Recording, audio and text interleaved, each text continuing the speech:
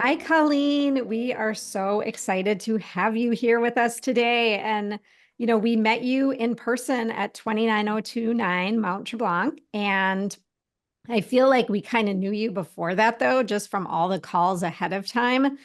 But I will say, like when Stephanie and I would go up each ascent and we'd hear you, it was like so comforting. And then you'd eventually fade away. And then, we wouldn't catch you until we came down. And then you were always so excited to see us when we were branding the board. So it was just, I mean, you are the voice of the mountain and it's truly amazing. And we're so excited to dive into all of that. But before we do, can you tell us if you could do anything today and you had no constraints, no financial, no time constraints, nothing, what would you do today? What would I do today? I would go for a very, very long run, someplace like the Grand Canyon or the Grand Tetons Mm. or something. I would just spend the day in the backcountry. Oh, nice. Okay, Nice. what would a very long run be I for was you? just wondering that. So How many all day. miles or Yeah, day? all day. I would want to spend all day. If I went to the Grand Tetons, I'm going to be so specific. This is going to be so oddly specific for you guys. But I would do the Cascade Canyon paintbrush loop in Grand Teton, or I'd go do like rim to rim of the Grand Canyon, which is only 2 hours from my house. So that one would be a little bit easier. Okay, Ooh. well, Marty and I have been talking a lot about rim to rim lately. We have some questions. So offline, we're going to Yes. ask you. Hit me Yes. up because it's literally my backyard. Wow. Okay, well, there we go. Sounds Um, amazing. mhm.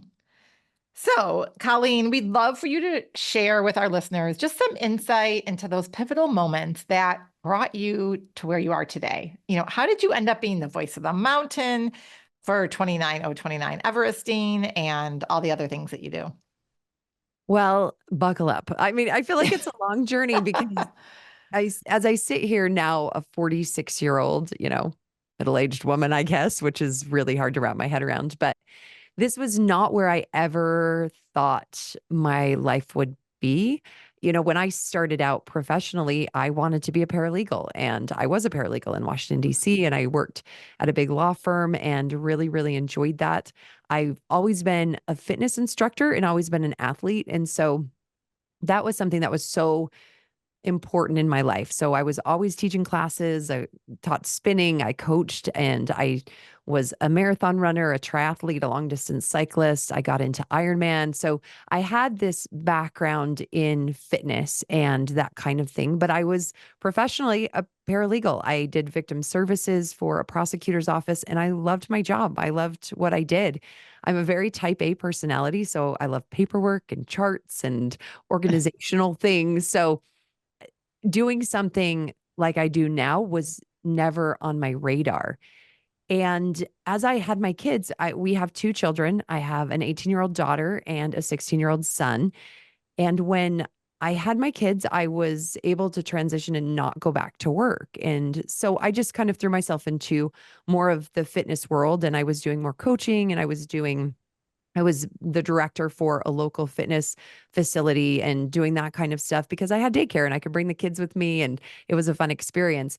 And I always loved working in fitness, and that kind of opened up a world of events through that community center that I was working at. And so we would put on some little events, and I really enjoyed the operational side of events. And it was just kind of part of my job. And I met a lot of people in the community through doing that job. And with our events, I went and cut a radio ad one day. We were putting on a half marathon and I needed to cut a radio ad so we could do some promotion locally with it. Cut the radio ad, and I had a few friends that worked in radio, but I received a text message one day and it was from my friend's husband, who was the operations manager at a local media station. And he said, "Have you ever considered being in radio?" And I was like, "No, like, no, Like not paralegal to rate. Yeah. yeah, like not a day in my life." Both my brothers, I have an older brother and a younger brother, both of them went to college for communications. They both had degrees in communications and were on college radio stations. I never in my life, I hated the sound of my voice. I was like, it was just nothing that I ever thought of. And at the same time, my husband and I, we also own a sound company. And so my husband is the guy that brings the speakers. And he was the one who was announcing races, and he was doing all of this stuff, parties and weddings here in Southern Utah. And we were also getting involved with some other events that were kind of growing in that early 2010 time period. And he was announcing these races, and I was being brought on to do operations because I was great at operations. I loved the spreadsheets. I loved organizing all of the staff and those types of things for the course and for the event. And so it was just interesting in tandem how we kind of had that going on. My husband's this race announcer and he's doing all the sound, but I had this strange text message that I just replied, well, what does that mean to be in radio? And I just started doing it. They brought me in. They gave me some hours at late in the day when nobody listens to the radio from like 6 to midnight. And I just started doing what you do in radio. And within 3 months, I found myself on a morning show, which is something that can take, a lifetime for people to get onto an experience. And I had the opportunity of being on a couple of different morning shows on different radio stations. I actually became the brand manager of a radio station. So all of a sudden I had this radio career that I never, ever expected to have. And on this other side, my husband and I are working in these events, and I'm on the operations side. We have young kids. Things are getting really busy. And one day I just was like, we can't do this together. We've got these young kids. We're dragging them around all over the place. I'm just going to go run the race. So then I can just take the kids. It's only like 2.5 hours. I'll take the kids and you can finish up and do the announcing, and then we'll go home.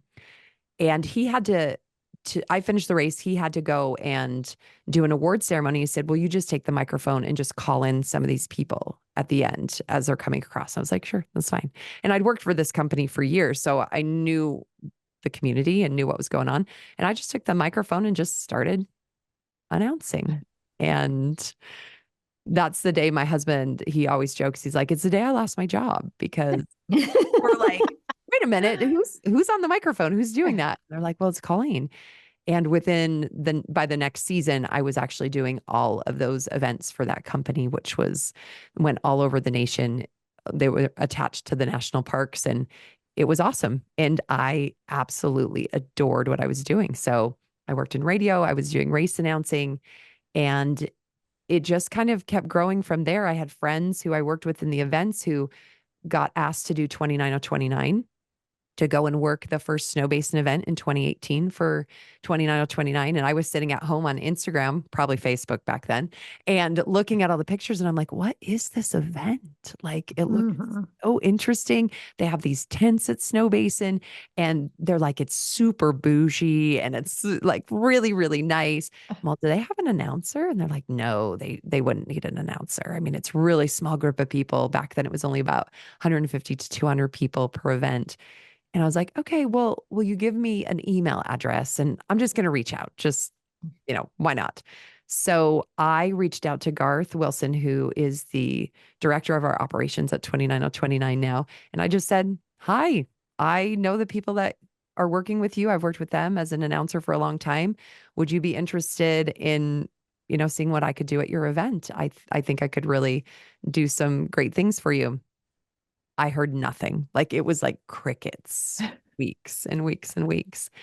And I felt kind of bad about that. But then my friend encouraged me. He's like, he's a busy guy. Just reach out to him again.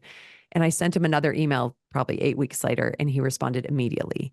And he said, oh my gosh, this was sitting, how you try to send an email, but it goes to your drafts and you really never sent it. You thought you sent it, but you didn't.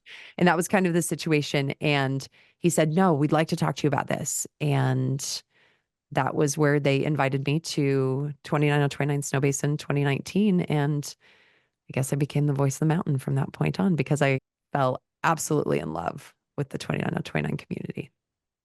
Wow. That's It's quite a journey. Long story. No, but that's like, I had such a cool journey. I had no idea. I mean, and I could see where you're so empathetic with people, or I don't even know if that's the right word. Like, I could just feel how much you cared for each person that was climbing. And I wonder if some of your like legal background, parlayed you into that, if that makes sense. Yeah. Yeah. And I always think about that. And I always go back to, I started teaching fitness classes when I was out of high school. I started teaching step aerobics on a carpeted, crappy floor, someplace Yeah. in little Cedar City, Utah. And, I was always in front of people. I was an athlete myself, and working events, working the back side of events, the operations side, and seeing people and how their experiences are through different events, and being an athlete myself and understanding that. Also, like you said, I never even thought about that, but I did victim services. I would sit across the desk from people and talk about probably the hardest thing that they had ever gone through in their lives and have to navigate through that process. So yeah, it's kind of it just brings everything into one in a way. Yeah, because it's not just your voice, which, when you got picked up for the radio gig, they just heard your voice and there's obviously something about it, but it's what you say with your voice and the impact you have on the people. And like Marnie said, we could hear you, but you could hear snippets of conversation. And when you follow, especially when you follow on Instagram, you are having a profound impact on those people that maybe are struggling because you've been there and you're helping them get up the mountain one more time or two more times or whatever it is. So it's like you're this motivational coach in addition to being the announcer. I don't know. It's just something that I haven't done other endurance events. So, maybe this is just like typical, but for us, hearing you and seeing you so often with these events really had a profound impact. Well, my favorite events to announce before 29 were always multi-day events because I would get to see the athletes more often. So I loved like the 3-day trail fest kind of a model where we would meet on one day and then they'd go out and I'd have 3 different finish lines. And so I'd get to know you. I'd get to know where you were from. I'd get to know kind of your personality and things like that. And those were always my very favorite. I love every finish line, but I definitely love the ones that create that opportunity to have those connections. And for me, when I'm at a finish line, whether it's 29 or Ironman or just a local 5K, it's trying to see people and I think really seeing who they are and being able to look somebody's in the eye and make them feel like what they're doing matters and that it's important. And it's just something that I really love. I love when events put names on bibs. I love when people put their names on them. Speak people's names, say their names, look at them. Don't just let them be another number because it's so easy to let that happen. And 29 on 29 is just this amazing, unique place that happens. We've got names on bibs. I tell people all the time, I work next to a spreadsheet. It's great. I love it because I've got everybody's names. And then you get to know these people because you get to see them so often. I get to see them from 8 to 19 times, depending on the mountain that we're climbing. And so watching those journeys unfold just really lays a foundation that you can connect with people. And that's my favorite part of my job. Well, and I think you really do a good job of that. So I ran a 10-mile race probably a month after 29029. And it was during the Twin Cities Marathon. So it was a pretty big event with tons of people. I don't remember hearing any kind of announcer. There may have been one there. I'm not sure. It was not a personal event. Everything about it after coming from 20, other than the fun of running a race, which is fun and there's lots of people and whatever. But there was such a big difference. And I really noticed it where I've run this race before and I'd never noticed something like that in the past. So yeah. And I'm sure there was an announcer there. And I think I always see that as a challenge if I'm at a big event, because I've done some pretty large announcing events where there's thousands of people. And it's like, but how can you still connect with somebody? How can you still, I'm an announcer who I like to be in the chute. I don't want to be at a table. I always love when I roll up to an event and they're like, here's your table and your computer. And I'm all, yeah, that's not going to work for me. So how can I be where people are? Because I want to see you. Even, Marnie, if you're 1 in 20,000, I'm going to see that day. Can I call your name while I'm looking at you and while I'm seeing can I make a comment on something that I'm seeing in your behavior? Like forming that connection, we can still do it. It's a little bit more challenging, but forming those connections is that's always my goal. That's always my goal, whether there's 10,000 people or 200. So what's been like one of your more memorable, events? Like, as far like you talked about like connection with people, whether it's 29029 or just another endurance event that you're announcing. It's for sure 29029. Like there's just hands down the community there, and the way that our co-founders have created 29029 to be, and the staff behind it. Everybody's just bought into making this experience amazing. And 29029 is not a competitive event. And that really is unique in and of itself, where it's this you versus you challenge, where you're not looking at the person next to you as somebody you're trying to beat, or somebody you're trying to one up, or someone that you're trying to compare yourself to. We really try to strip that all away, where you can just be you, and you can just show up as the best version of yourself that day. And I think that really breeds this unique ability at 29029 to have those moments of connecting people together. When I went to Stratton the very first time, Stratton, Vermont is really where 29029 started in 2017. I came into Stratton. It was the fourth event ever in 29029 history. I'm trying to remember. Yeah, because it was 2017, then they had 18. So it was the fourth event ever. That's when I first went to Stratton. And I just remember waking up on Sunday morning, and it was quiet. I was alone because I was staying with the ops team and they were all doing their job. And I woke up and I just thought, man, I love this.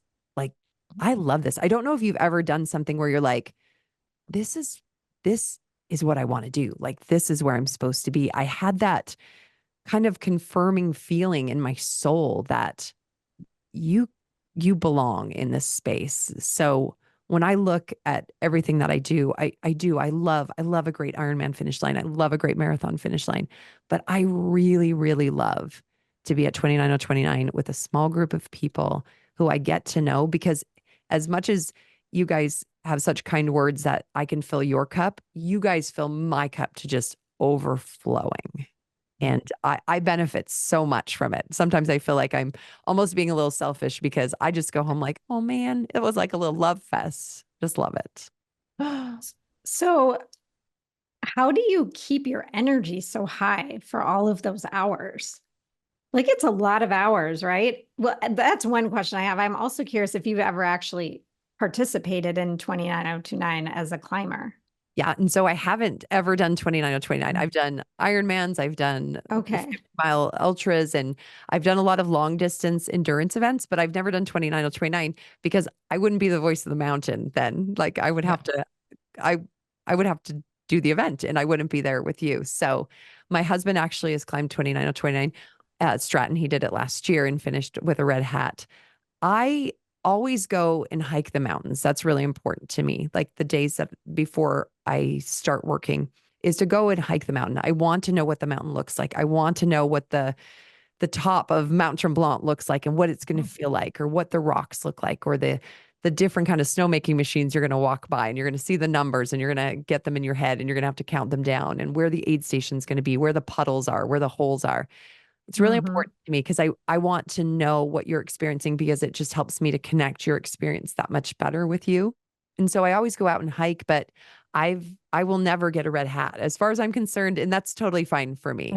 I will never be able to earn my own red hat, but being able to facilitate someone else and getting theirs is, I mean, that's better than any other red hat you can get. So yeah, that's not my red hat in the back. That's my husband. I wondered about that, actually. I don't wear it. I knew you didn't I won't even put it on. I won't even put it on. Red hats are earned. They are earned. You don't get those for free. So is it hard? Oh, sorry. I didn't know if you remembered the question about keeping your energy up. Yeah. So going to that, it's a 36-hour event at 29029. So it is really long. I do sleep, despite what everybody thinks. They're like, are you up all night long? I get that question all the time. I am not up all night long. So I generally work from about 4:30 in the morning until around 9:30 at night.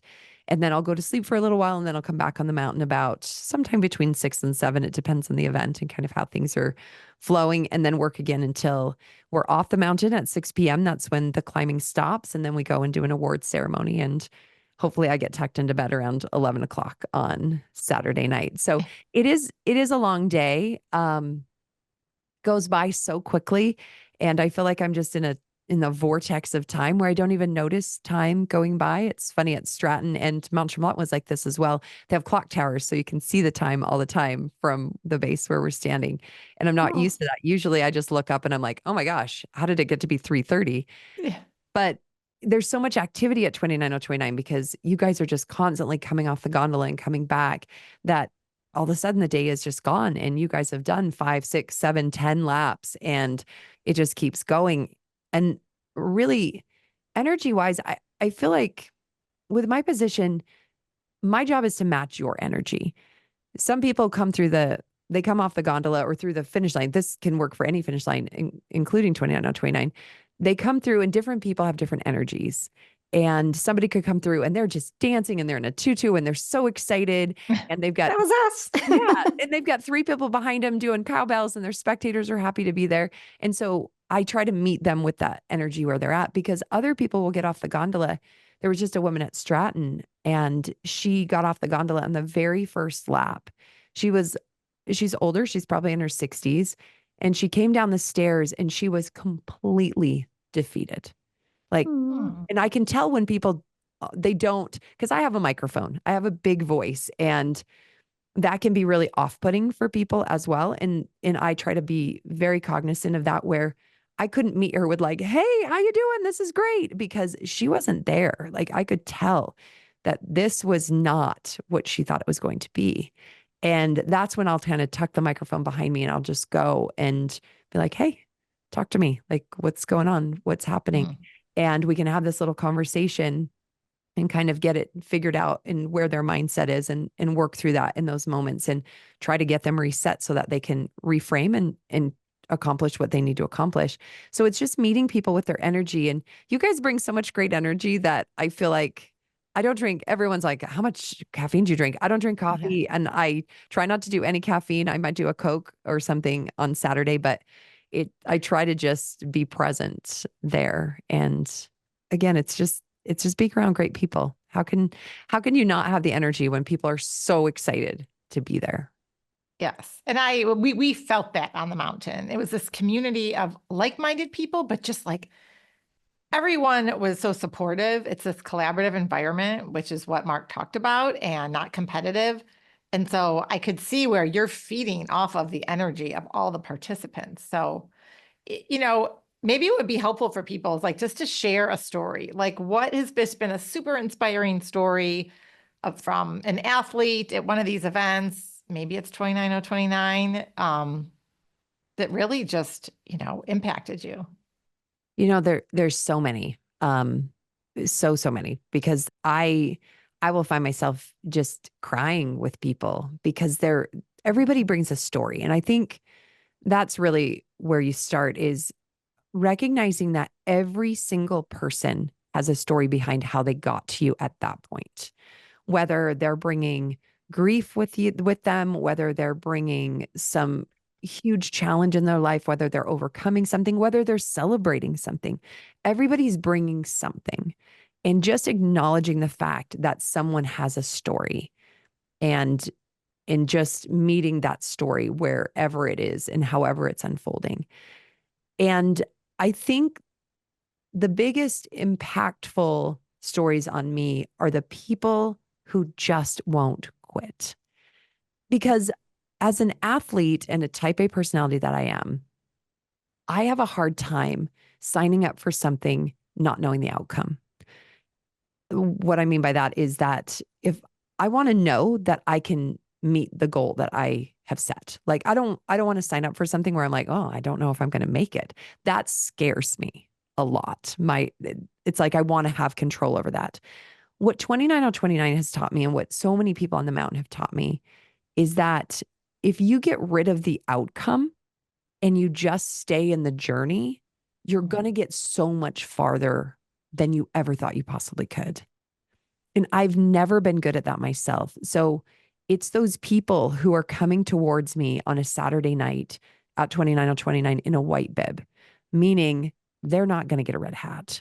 They're not going to quote unquote finish 29029. But yet at 5:30, 5:45, 5:55 p.m., they're still climbing the mountain. They have no reason to climb the mountain. They have every reason to be tucked into bed, clean, showered. And I've seen it so many times, whether it's at Mont Tremblant like you guys, where it's pouring rain and it's windy and it's late in the day. And it's like, why are you still here? But they are. Those moments, and there's so many of them, that really impacts me a lot, because I want to be like that. I want to be the person who shows up despite the challenge and just gives my best effort and stops worrying about, oh, am I going to meet my goal? Am I going to get this time? Am I going to hit this finish line? Because finish lines are just arbitrary, aren't they? Like, there's always another summit. If you get to a top of the mountain, anybody who's climbed a mountain knows, if unless you're standing on Everest, there is another summit that you're going to see. There's another trail ahead of you. And so getting rid of that and learning that from those people, those, I just call them white bib moments. Those inspire me so much more than, 29 on 29 for some people is easy, Like Wooch? like Wooch. Yeah. Well, I think he passed us like 5 times, maybe. and you bring up an interesting scenario with that. So Coach Wooch, he's an incredible athlete from Houston. He has trained so many people to be at 29 on 29 and help them get their red hat. And he has done every single mountain at 29 on 29. When he came to Jackson Hole for the very first time, I saw it be hard for Wooch. Like it was literally a drop down fight for him to get that done. And he sets a high expectation for himself. He wants to go fast. And I watched him just dig, and I had to meet him, because sometimes Wooch is really up and he's got a lot of energy, but it was a different scenario. So even for somebody who's an alumni like that, who it does look quote unquote easy for, I have seen the other side of that, where I've seen him have to struggle just as much as somebody else in order to get that red hat. So it's interesting. It's never a given at all. Right. Because every mountain's different, and even if you're doing the same mountain, the weather and so many factors can come into play, right? And how the 36 hours play out. And for me, the lesson with that is, who are you going to show up as in that challenge? When, if you guys went back to 29 on 29, what if the weather was miserable? What if you didn't feel really well? What if all of a sudden you fell off pace and you weren't going to make it? Yeah. Who would you show up as? That'd be really hard for me. So Yes. It would be really hard for me, Yeah. because that's when I think we see our true colors. And that's why doing hard things is so important, because it truly will crack you open. Like it'll crack you open, and it's going to expose the best and the worst parts of yourself, and you're going to have to face them. And it's good for the soul. Just the Stratton that just happened. I watched a video of a woman who got her red hat literally like 2 minutes before the event closed. And I mean, it was unbelievable. I think she may have even been from Minnesota. I'm not positive though. Yeah. Because I think I saw it posted in one of our like Minnesota group chats, and seeing her like with all the people cheering her on, I mean, I was getting emotional just watching that. And I mean, clearly she worked so hard to get that red hat. Yeah, absolutely. And it was interesting. Her name is Tracy. And she said to me, she's like, I really didn't want to be the last finisher. I didn't want it to be that hard. And I didn't want to have to push that hard for it.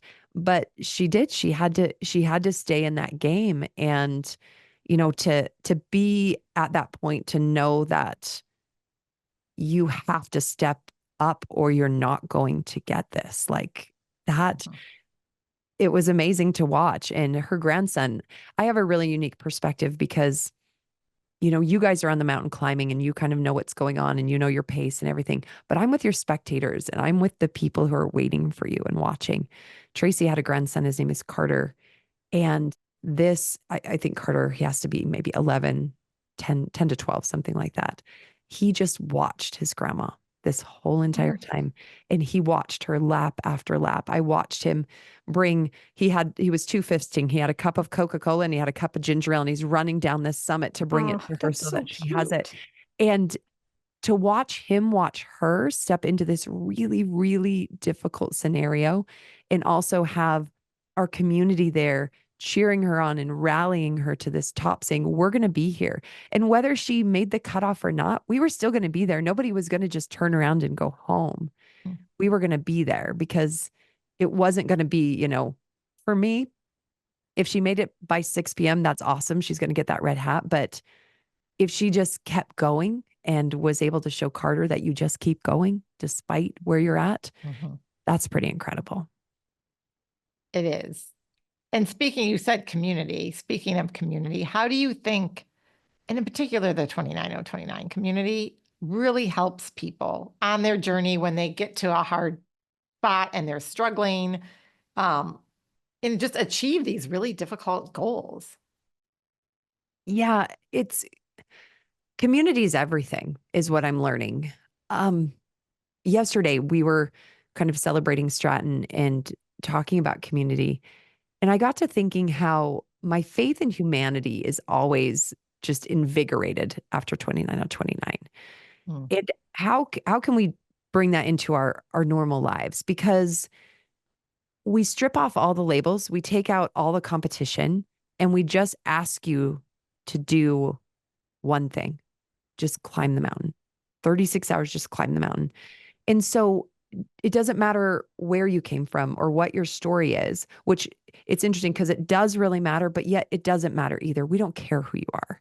And when you can strip those labels away from people, that's where that community develops, because we're not seeing each other as, oh, well, you're somebody, you're a boss. I'm just, someone who doesn't have a job like that, or I'm not as wealthy as you, or my kids don't go to the same school as yours do. Instead of having all those labels, if we can strip them all off and just see each other for the journey that we're on, it really is what allows us to build that community. Just think, if you never watched the news or you never picked up the newspaper and you just talked to the people who were around you, you would think so differently of those people. If we didn't have social media telling us who they were or seeing pictures, if we just take everything away and we just focus on the person, that's how we build community. Isn't that just so beautiful? That's just like humanity, And I think Mark said something kind of similar to this in maybe the closing remarks too.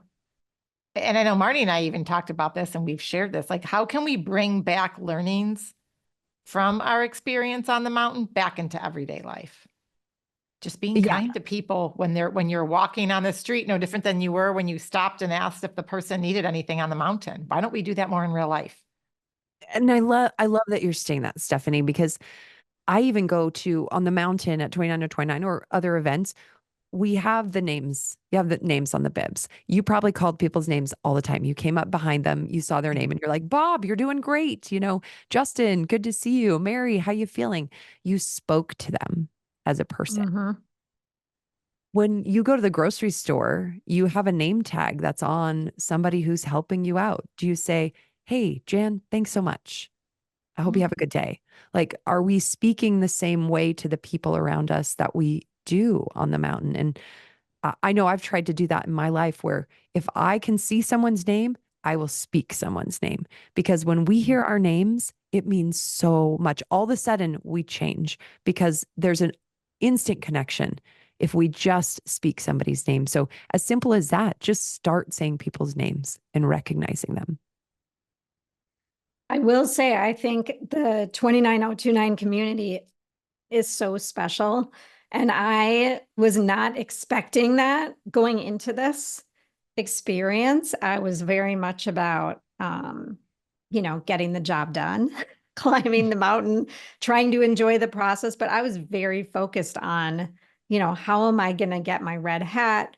How am I going to learn how to fuel properly and carry the right equipment, and like all of the, strategic pieces of achieving what my personal goal was, which was to get the red hat.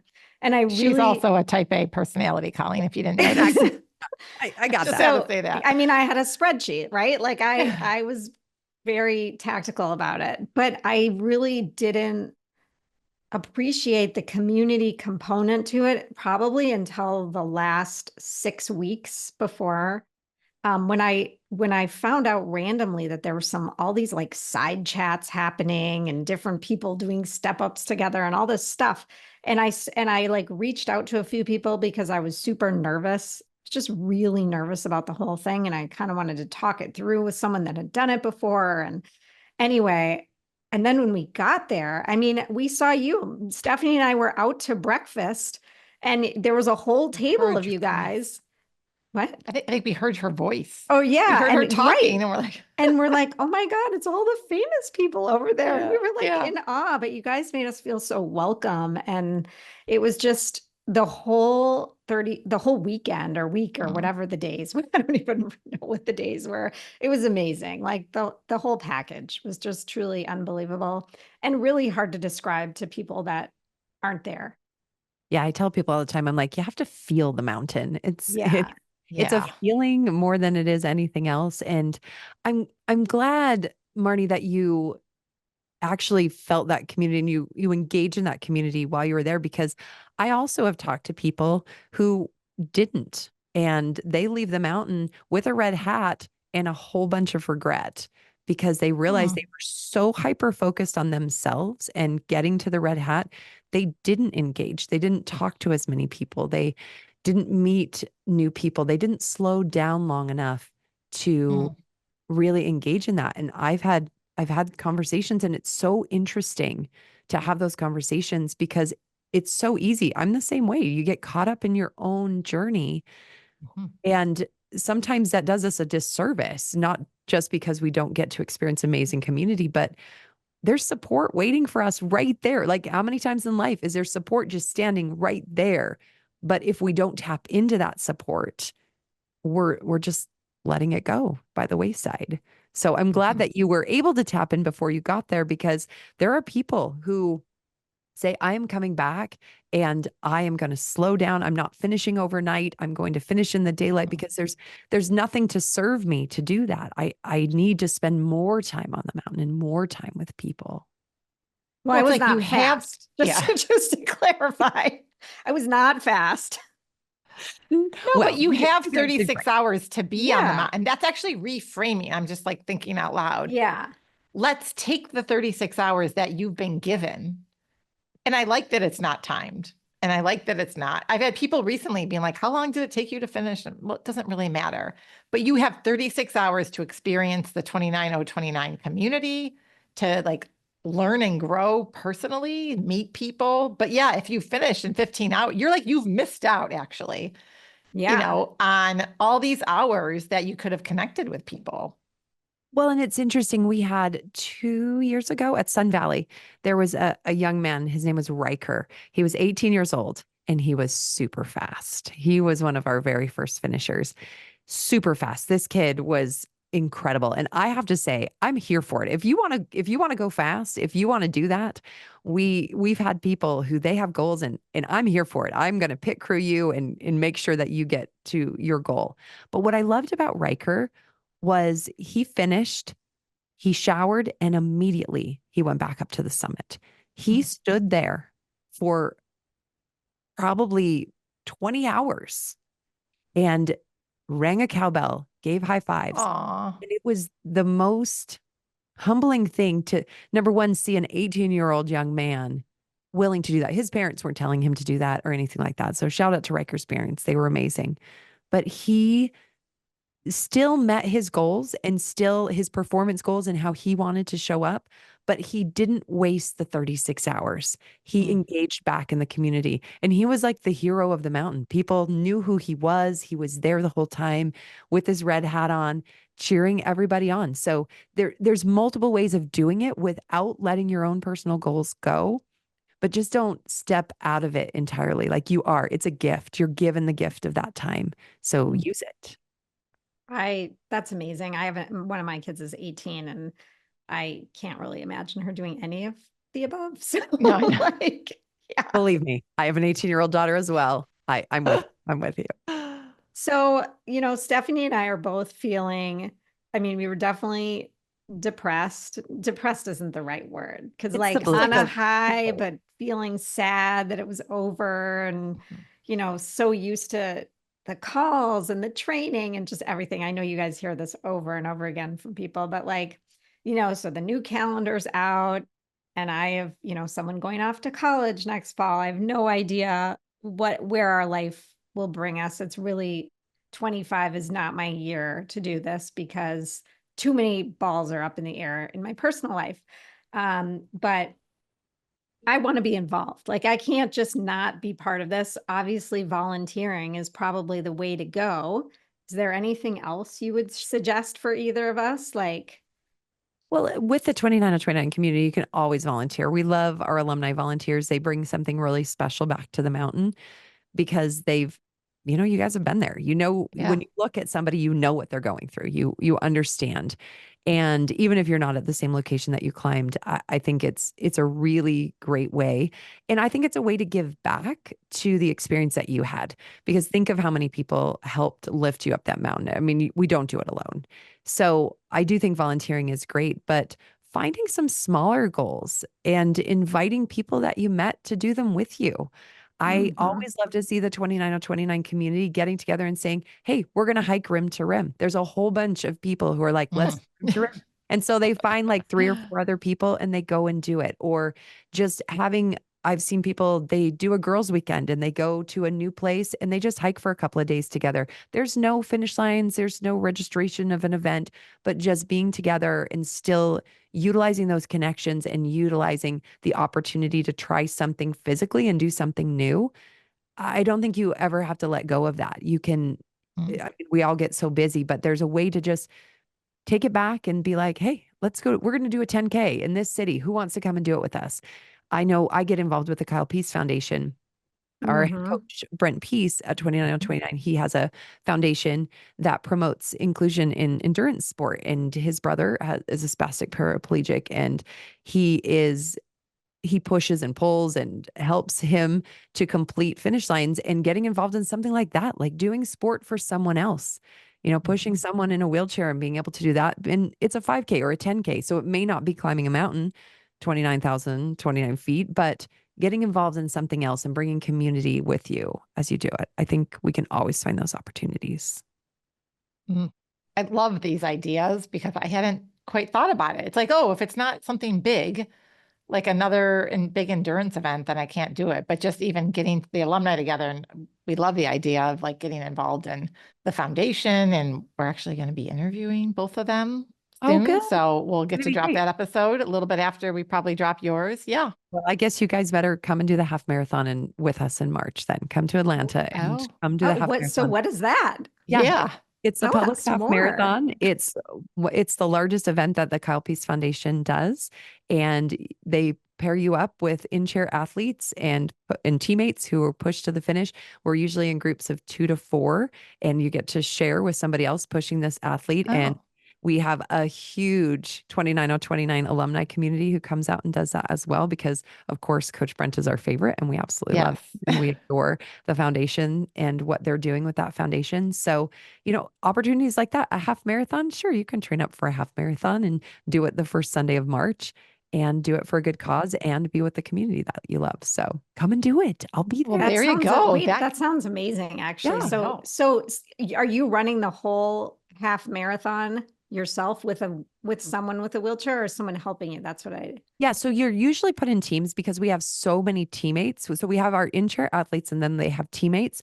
And at Publix, because we have so many people interested, you're usually in groups of like 2 to 4. So you guys would be in a group with maybe another person and you would just do the half marathon and you just push. Each of you get a chance to push whenever, who wants to take this hill, and somebody takes the hill, or you both push the chair together and you're able to get that athlete to the finish line and let them experience what you already know is an amazing experience and bring Yeah. it to the finish line. So wow, that sounds amazing. That is so cool. Yeah. yeah, it's very, very cool. And so it's a great way to give back, and it's a great way to do something that's big enough. It's big for other people. It's impactful and still keeps you fit and out there and engaged in your communities.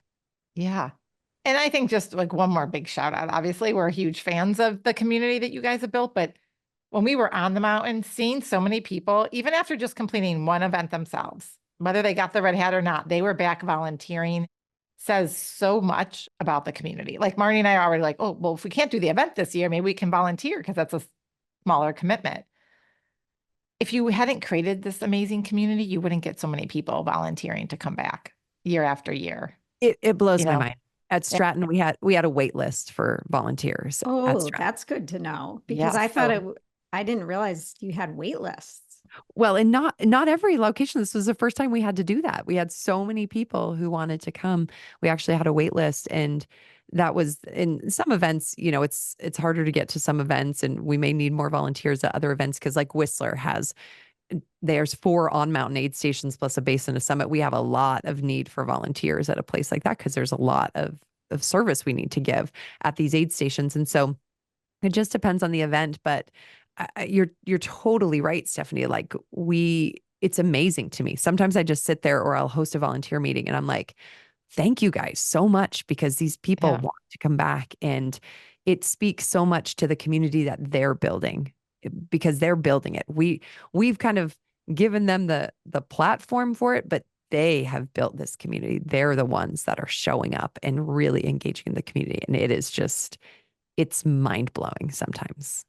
It's an amazing business model they have going on. Stephanie's husband will tell you all about it. Mark's a very smart guy. We have an amazing CEO and co-founder who cares so very, very much about these experiences and making these experiences. So it's great. I feel so privileged and so blessed to be able to represent 29029, be called the voice of the mountain. It truly is something that I just every day I'm like, I have to pinch myself. Is this really what I get to do for work? I get to go hang out and meet people like you. That's pretty incredible. So, many of our listeners know about 29029 through us, and we've been talking about it for like the last year and a half now, but a lot of them think we are nuts. Right? Like, what are you doing? Like our listener base, I would not say is overall like endurance athletes. So what would you say to someone listening to this podcast that their interest is piqued after listening to us, listening to you, like, but they are scared, like they don't think they can do it, or you get what I'm saying? Like, what would you say to them? Do it scared. I think that's the best advice. Do it scared. If you're feeling something, when you look at a challenge and you think, oh, I don't know if I could do that, but man, let me watch that video again. If you're feeling that, you can do whatever you want. You just have to commit to it. And 29029 is such a great place to be able to do something big, because you're given all the tools, not just the community. Let's strip all of that away, but you're given a training program. You're getting access to coaches. You're given what you need to make it happen. So if you truly want to do it, you can do anything. I am so inspired. We have a 74-year-old woman. I love her and adore her. And her name is Judy Payne. And she'd probably be so mad that I said her age, but she inspires me all the time, because she just finished we have 29029 Trail, which is a different event than the mountain events. It's 3 mountain marathons in 3 days. But at 74 years old, she's an active woman. She's done 2 29029s. She's finished one of them. She showed up, and I watched this woman just hike and hike and hike and finish 3 marathons. She had never done a marathon before, but she was willing. She put in the training beforehand. She was out there doing the work. So if you want to do something, if it's interesting to you, then do it. Sign up and commit. Be all in. Whether it's a 5K, maybe you've never done a 5K, well, do it. It literally starts with going out your door, putting your shoes on, and walking for 5 minutes. We can get you to the top of Mount Everest, or we can get you to the finish line of a 5K if you just are willing to start the process and commit to it. It's not going to be easy, but that's okay. That's where the community comes in. That's so inspiring. Advice. I know. Anyway, we're going to have to start to wrap up this conversation, Colleen. So where can people find you, listen to your podcast, join your inner circle, all the things? You can find me on Instagram at Voice of the Mountain. It's pretty easy to find. That's where you'll see all content from all sorts of things that I love to do. And I also host and produce the 29 on 29 podcast, where if you want to hear from our community and stories from people who have been on the mountain and people who have finished, people who didn't finish, people of all shapes, sizes, and backgrounds and stories, you can find that at the 29 on 29 podcast. And it's all over all your podcasting platforms. So you can find that. But I'd love if you'd listen, because the stories of these people are amazing, and hopefully it inspires your audience to try something, to step out and do something, whether it's 29 or 29 or something else. But if you need to be inspired, please send me a message. Like, Yeah. I answer all my messages, and I'm here for it. So Amazing. Thank you. And as we wrap up this conversation, we love to hear from our guests. What does the art of living well mean to you? the art of living well, to me, it's finding joy. And joy isn't just happiness. Happiness is that feeling that you get when like your hamburger tastes really good, or, joy is when you feel it in like the very bottom of your belly, that it makes you laugh and cry and it just fills your soul up. And so for me, living well is finding joy, whether that's in the people around you or in the beauty around you or the things that you're able to create. So unlocking that way to a joyful life, because I know for me, feeling that, I mean, it even makes me like a little misty-eyed to just think of the things when I feel joy in my heart. And when you find those, then you're living well. That was so beautiful. And I love how you distinguished joy from happiness. Yeah. I think that's so important. Mhm. And mean, the it's- bottom of I your do. belly, like we all Yeah. know what that feels like, right? Like, Yeah. and Yeah. it's just finding that on a regular basis. Yeah. Yeah. Yeah. Because happiness is external. Joy is internal. It doesn't matter what your Mhm. circumstances are. Joy is inside of you. Mhm. You carry it with you, where happiness comes and goes. It's like a wave, but Mm. joy, it's good stuff. There's nothing better.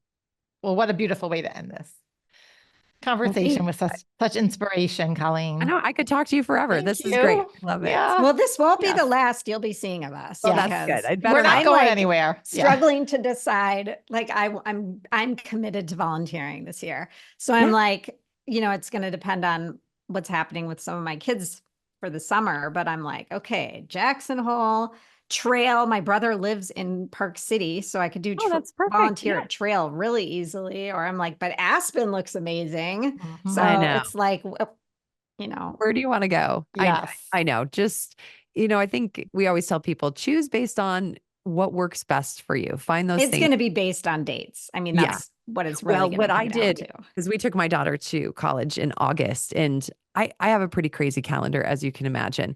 My calendar is not my own. It's set a year in advance, and we didn't know what college she was getting into. We didn't know where she was going to go. And I thought, what if I'm going to have to miss move-in day? Like, that's another whole conversation we can have about being a mom and balancing all of that. And Yeah. trying to Yes. inspire your kids. I can inspire a mountain full of people, but I can't do much with an 18-year-old. So my own 18-year-old. But we didn't know where she was going to go to school. And I was terrified. I was like, what if her move-in date is during an event? Like, what if Yeah. it's during Snow Basin? What if it's during Mont Tremblant? And, so any advice I can give to you, find out what school they're going to and find out what the move-in date is. So then just mark that on the calendar so that you know that that's reserved for them, because it is so important to make sure that we're there for all those little moments at home. And that's literally why I'm not signing up this year. Yeah. Because I can't miss her. Like, I'm not going to miss that. You can't. And it was interesting. Like I said, I could go on and on. You guys were just going to have to cut me off. But there was at Stratton, there was a participant. Her name is Beth, and she's done many, many 29 or 29s. I think she's done like 5 or 6. She's finished 2, but she hasn't finished for quite a long time. And she's climbed quite a few mountains. She was at Mont Tremblant with you, Beth Froberg. Oh. She was there with you. And she just hasn't been able to get a red hat. And she said, Colleen, I was thinking about why, this frustration of why haven't I been able to finish this event when I was able to finish this event? But she said she came to a realization, and this hit me really hard. She said, back when I finished and got those red hats, my physical bucket was really full. I was able to spend a lot of time training. I was able to put a lot of focus on that. But my personal and my professional buckets weren't doing very well. If anything, they were pretty empty. And she said, now my personal bucket is overflowing so much better than it was back then. And my professional bucket is new and it's growing and it's amazing. And so we can't always have all our buckets filled at one time. It just doesn't work that way. And that was such a good perspective for me, because it's like, I want to be in shape. I want to be a great mom, and I want to have a great career. Sometimes we can't keep all, but we can't keep all those balls in the air, and that's okay. So at a different time, you may not be in the exact shape that you want to be in, but you're making sure you're showing up for your kids, and you're making sure not to miss things, or you're doing something professionally and that's taking away from some other things. So it's okay. We have buckets, and it's okay. Thank you for sharing that, because I think we all want the buckets full. And I'm already like, oh, I don't know, maybe a couple of years before I can do it because of where my kids are with ages. But they're only at that age for a while, and there's seasons of life, and and it's okay. And it's okay. It's a perspective I need in my life as well, where it's like, okay, what other bucket is full? Let's focus on that right now. So right. Yes. Exactly. And this will keep my bucket full for a long time, I think. That's good. It's good. How can it not? Every once in a while, you just got to take the red hat and just wear it around. Yeah, exactly. Well, thank you so much. This has been so much fun. Oh, this is great. Thank you for inviting me. I love an opportunity to get and sit and get to know you guys a little bit more, because we do have time on the mountain, but not this time. This is good time. I like this time. So yes. Have a wonderful day, Colleen. Thank you guys so much.